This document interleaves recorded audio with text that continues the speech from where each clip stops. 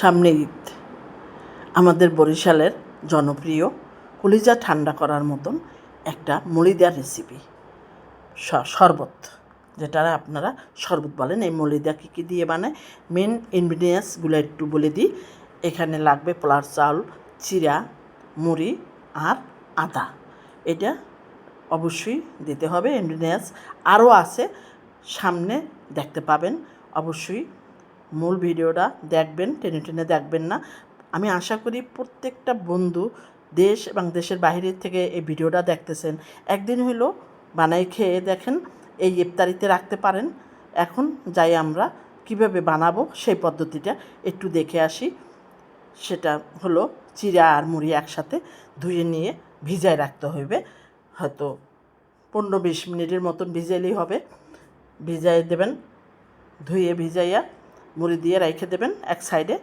আবার আমরা ওই যে আমাদের পোলার চাউল, অবশ্যই গন্ধরাজ পোলার চাউল দিতে হবে, তাহলে সুন্দর একটা ফ্লেভার আসবে। অল্প পরিমাণ, আপনারা বেশি বানাইলে বেশি দেবেন। এটা কি যে মজাটা লাগে, একদিন না বানাইলে খেলে বুঝবেন না। ফ্রেশ নারকেল দিয়ে বানাতে হবে সেই রকমের। আর ডাবের পানি দিয়ে আমি বানাইতেছি, আপনারা সাদা যে কোনো পানি দিয়ে বানাইতে পারেন। এখন একটা জারের ভিতরে দিয়ে, আমার মা চাচিকেও দেখতাম যে পাড়ায় ফিসে কিন্তু এই মলিদাটা করতো। এখন আমাদের তো ব্লেন্ডার আছে, আমরা ব্লেন্ডার করে নিই সহজ। সেই পোলার চাউল ভিজানো সব দিয়ে তারপরে করে সুন্দর করে ব্লেন্ড করে দিই। এখন একটা কথা না বললেই নয়, যে স্মৃতি মনে পড়ছে। আমার বাবা যখন নামাজ পড়ে আসতো, তখন আমার মেজো চাচি, আমার বাবা ছিল সেজো, মেজো চাচি এক গ্লাস শরবত নিয়ে মলিদা নিয়ে চলে আসতো। বলতো, সাজাবাই আপনি, আপনার জন্য শরবত। আমার বাবা কিন্তু খুব খুশিতে আমার চাচির হাতের সেই শরবতটা, সেই মলিদাটা খাইতো। আমি যত ছোটো থাকা অবস্থা থেকেই কিন্তু দেখে আসছি। ফ্রেশ নারকেল অবশ্যই দেবেন।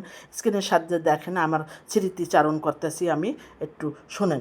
তখন শরবতটা খাইতো। আমার মাও কিন্তু বানাইতো। প্রথম আমার চাচির হাতের শরবত মলিদা খেয়েই কিন্তু আমরা যতবারই যাইতাম আমাদের বরিশালে, আমাদের এই মলিদা কিন্তু দিবি। যারা বরিশালেরা বন্ধুরা আছেন অবশ্য তো জানেনই, এখন অনেকেই ভুলে গেছেন, আবারও রেওয়াজটা শুরু করে দেন। এত কলিজা ঠান্ডা করার মতন এত মজাদার শরবত যদি আমরা ভুলে যাই, তাহলে আমাদের দেশের এবং আমাদের অন্য দেশের মানুষ কী শিখব। এই মলিদা একদিন হলেও আপনারা বানাই খেয়ে আমাকে কমেন্টসে জানান যে আমার এই রেসিপি কীরকম হয়েছিল। আর আমার বান্ধবীর জন্য বানাইছিলাম। আমার বান্ধবী তো খেয়ে ফিটা, সে বলে যে আমার জীবনে এরকমের মজার শরবত আমি আর কোনো দিন খাইনি। সেজন্যই আমি বলছিলাম যে এটা তো আমাদের বরিশালের রেওয়াজ। সকালে যখন পাখির ডাক শোনে, নামাজ, তারপরে মাইকের ডাক শোনে, তখন আমার মা চাচিরা ওঠে নারকেল ভাঙার জন্য, সিন্নি রাঁধে আর এই মলিদাটা বানায়। আমার ছোটোবেলার কথাগুলো মনে পড়ে। আমি কিন্তু ভয়েস দেওয়ার সময় খুব মজাই লাগছে, কষ্টও লাগছে। আমার সে চাচি বা চাচা এরা কেউই বেঁচে নাই। বাড়িতে গেলে আর কেউ কোনো দিন ডাকবে না যে এক গ্লাস শরবত খাও, এরকমের একটা অবস্থা। কিন্তু এইরকমের মজাদার শরবত যদি আপনারা বানাইয়ে খান, তারপরে আমাকে কমেন্টসে জানান, তাহলে কিন্তু আমার আত্মা এবং মন শান্তি লাগবে যে আমার আজকের বরিশালের যে রেওয়াজ, যে মলিদার রেসিপি দিছি, আমার সার্থকতা এখানে।